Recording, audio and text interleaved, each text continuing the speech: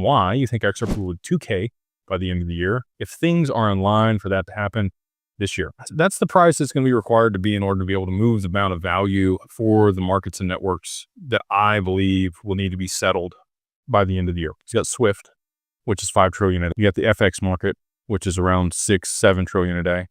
You got commodities, which is 6-7 trillion a day. You got the back end of the stock market, which is 6-7 trillion a day. So where are we at? We'll call it $25 trillion that needs to be settled on a daily basis. How much XRP do you think is available for that? 10 billion?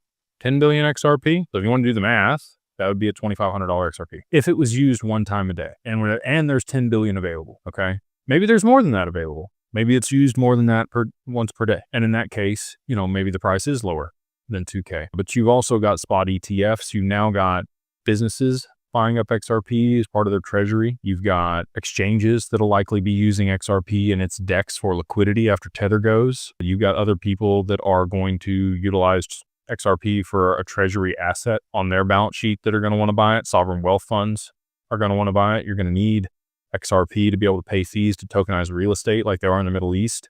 On the XRP, you're going to have liquidity pools by the end of the year that lock up XRP. You're going to have AMMs by the end of the year that are locking up XRP. So it's really a lot less available supply than I think people really understand that's going to be available by the end of the year because of all these other catalysts that are going to lock up the XRP. So to move all that value, you might have a couple billion XRP, 5 billion XRP available to settle $25 trillion a day in transaction volume, maybe more.